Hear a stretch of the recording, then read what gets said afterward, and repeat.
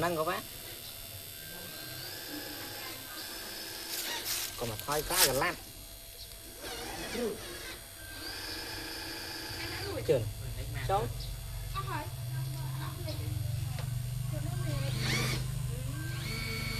em rong ban thế này rong ban thế này cho bán